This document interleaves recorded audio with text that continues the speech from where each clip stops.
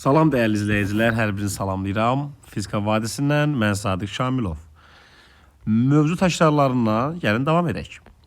Məsələn, əziz dostlar, molekulyar fizikaya baxası olsaq, gəlin bir təzyiqin düsturlarını yazaq. Ümumiyyətlə, molekulyar fizikadan əvvəl biz təzyiqin hansı düsturlarını bilirdik? P bərabər F bölü S. Hidrostat təzyiqin düsturu nə idi? Rho, J, H. Tam təzyiqin düsturları nə idi gənclər? P0 üstə gəlinsin Rho, J, H. Baxın, bunlara diqqət eləmək lazımdır. Təzyiqin vahidi ümumiyyətlə nə idi? Biz bilirik ki, paskaldır. 1 paskal nədir? 1 Newton bölünsün metr kvadratdır. Molekulyar fizika, yəni MK-nə nəzər saldığımız zaman isə bizi qarşılayır MK-nin əsas tənliyi, yəni P bərabərdir 3'də 1 M0 vur N vurulsun V kvadrat. Burada V nədir? Orta kvadratik sürət. Həmçinin təzyiq P bərabərdir 3'də 1 M0 vur N'in yerinə Rho yaza bilərik. Rho V kvadrat. Burada Rho sıxlıqdır. Rho'nun düsturu M0 vurulsun N'dir. Burada balaca N nədir gənclər? Konsentrasiyadır. Konsentrasiyanın digər düsturu nə idi? Böyük M bölünsün V'dir. Və konsentrasiyanın vahidini gəlin xatırlayaq. 1 bölünsün kub metr. M0 nədir? 1 molekulun kütləsidir. Rho'nun düsturu nə idi? Unutmayaq bunu. M bölünsün V'dir.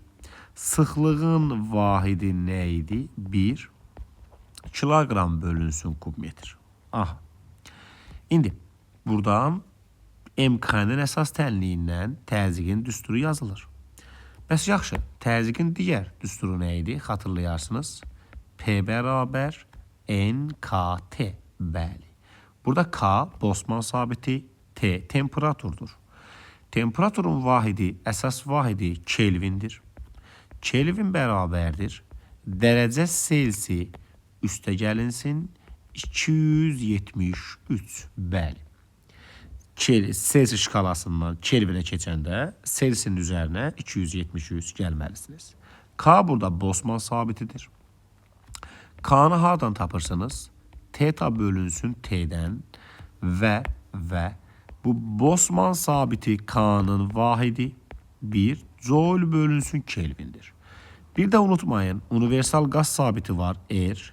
Onun düsturu K vurulsun NA'dır. Universal qaz sabiti R'in vahidi 1 Joule bölünsün mol vurulsun Kelvindir. Çünki K NA'dır. Burada NA Avogadro sabitidir.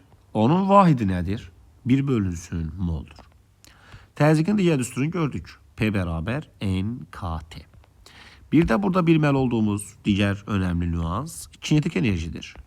Kinetik enerji bərabərdir 2'də 3 K vurulsun T'yə. Bəli. Yəni YK kinetik enerji temperaturdan necə asılıdır? Düz asılıdır. Aha. Bir də orta kvadratik sürət düsturları var.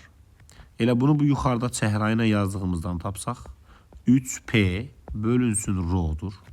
Sıxlığın Rho'nun yerinə M bölü V yazsaq 3PV bölünsün kiçik M'dir. Yaxud V bərabərdir 3KT bölünsün M0'dır. Yaxud V bərabərdir 3RT bölünsün böyük M'dir. Böyük M nədir? Molyar kütlə. Molyar kütlə demişkən, maddə miqdarı nü'nün düsturu nə olacaqdır? Kiçik M bölünsün böyük M. Yaxud N bölünsün NA ki, bunun vahidi nədir? Fizikadakı əsas vahidlərdən biri, yəni mol. Həmçinin temperaturun vahidi Kelvində əsas vahiddir. Bəli. Gənclər, MK-nin əsas tənliyini bilirsiniz. Gəlin xatırlayaq. PV bərabərdir nÜ-RT.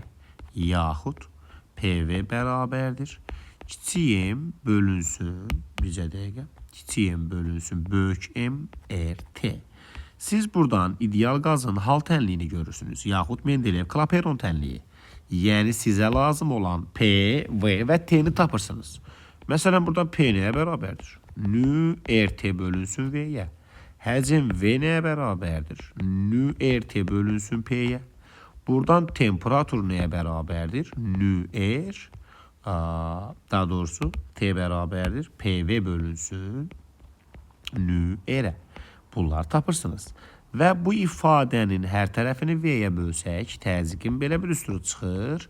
Rho RT bölünsün böyük M. Buradan rho sıxlığı tapsaz nə olacaq? P vurulsun M bölünsün RT.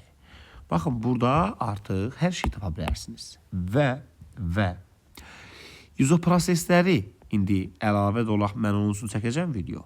İzoproseslərdə başa düşmək istəyirsinizsə, bilin ki, izoproseslərdə P və T arasındakı əlaqəni qururuq. Yəni, ideal qaz dediyimiz zaman maddə miqdarı nüünü sabit götürsək, çünki kütlə sabitdir. Eğer universal qaz sabiti zaten sabitdir, onda Mendeleyev-Klaperon tənliyini, yəni bayaqki tənliyi yazsaq, PV bərabər nü RT, bəli, nü sabit, R sabit. Onda sanki PV hasili nə ilə mütənasib olur? Temperaturla mütənasib olur. Və buradan P mütənasibdir. P mütənasibdir. T bölünsün V ilə. Buradan həcm də mütənasibdir. T bölünsün P ilə. Yəni izoprosesləri buradan daha rahat anlaya bilərsiniz. Məsələn, nəyi demək istəyirəm gənclər? Tutalım ki, baxın, P-ni sabit qəbul edirsiniz. Bu hansı prosesdir? İzobar. P sabit olanda V ilə T necə asılı olur? Düz. Baxın, gördünüz. Digər tərəfdən V-ni sabit qəbul etsək, P ilə T necə asılı olur? Baxın, düz, gördünüz. Bu da izoxor prosesdir. T-ni sabit qəbul etsək, fikir ver, PV hasili sabit qalır. PV-nin hasili sabitdirsə, deməli P ilə V tərs asılıdır. Bəli. Gördünüz mü izoproseslər necə rahat buradan anlaşılır? Vəssalam. Baxın, bunlara diqqət eləyin. İnanıram ki, faydası olacaq sizə.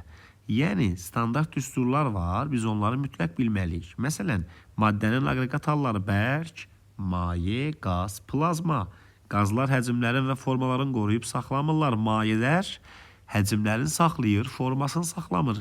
Bərklər isə həm həcmlərin, həm formasını saxlayırlar. Ümumiyyətlə, MK'nin 3 müddəasından ən önəmlisi suallar ən çox hardan gəlir? Məsələn, ikincidən gəlir. İkinci müddəa nə idi?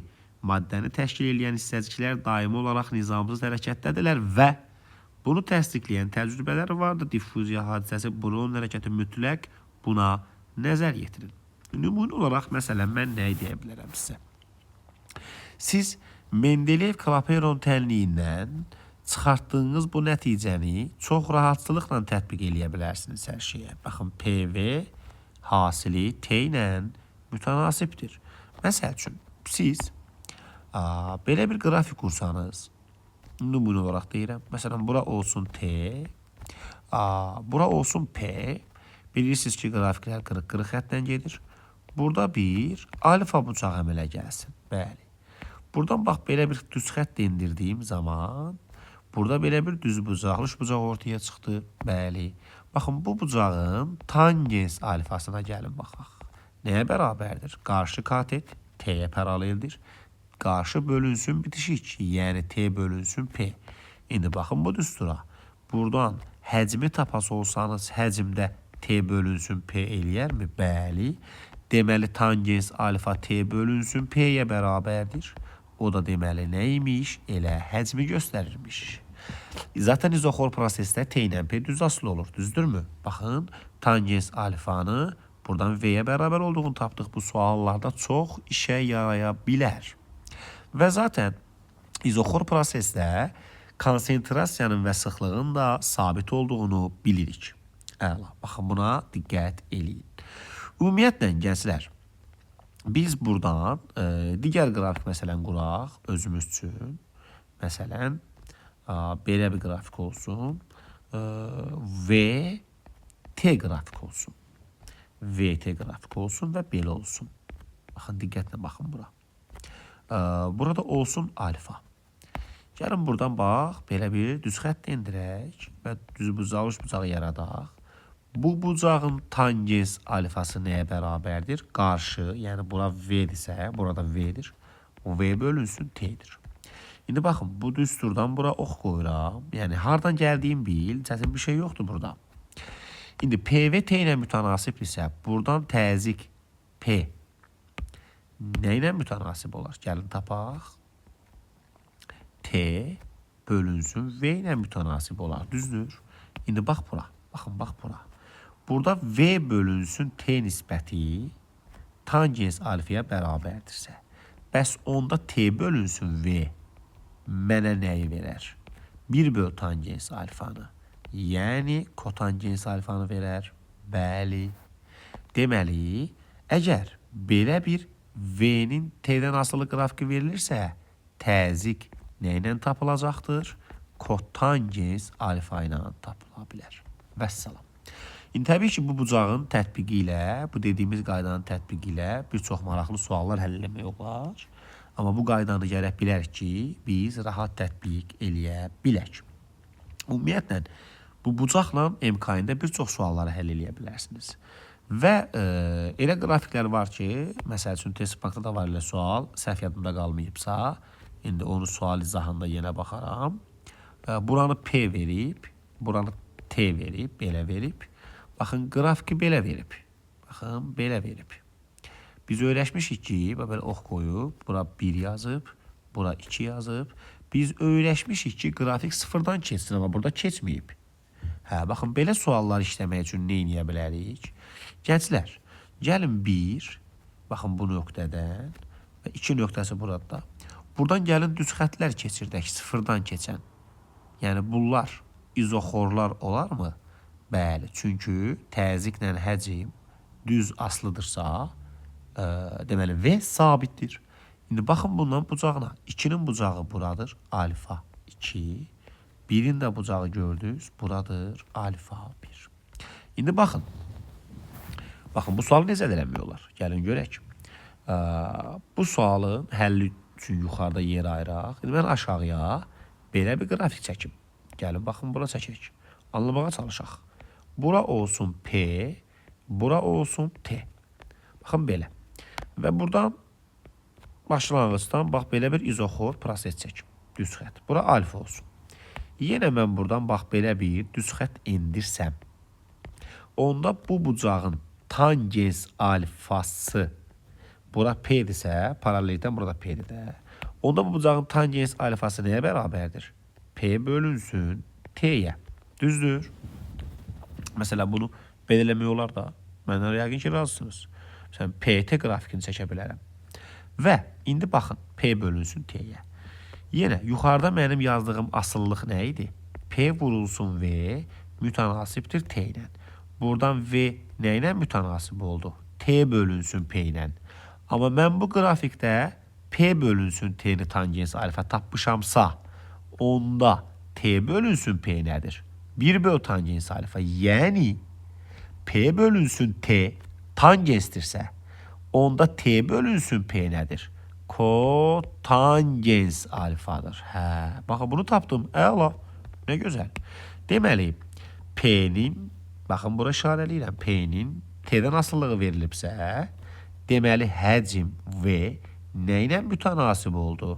Kotangens alfa ilə mütənasib oldu. Əla, məncə aydındır. Nə gözəl. Əla. Onda gəlin baxaq. Şəklə görə alfa 1, bura alfa 2-dir. Bu şəklə görə alfa 1, alfa 2-dən nədir? Baxan kimi görsənir, böyükdür. Və proses şəkildə bizə verilib ki, 1-dən 2-yə keçir. 1-dən 2-yə keçirsə, alfa 1-dən alfa 2-yə gəlirsən. Yəni, alfa bucağı neyinir? Azalır. Kotangens bilirsiniz ki, tərs funksiyadır. Yəni, bucaq azalanda kotangensin qiyməti artır. Yəni, kotangens alfa neyiniyəcək? Artacaq.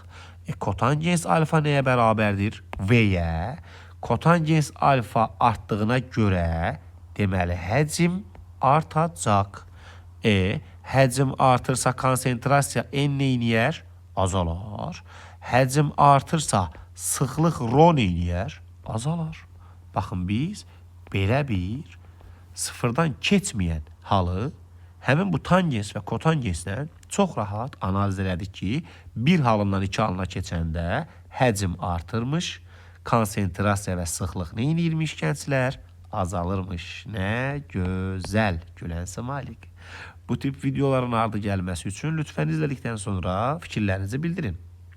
Burada daha da maraqlı söhbətləri inşallah gələn videolarda sizə göstərəcəyəm. Hələlik özünüzə yaxşı baxın.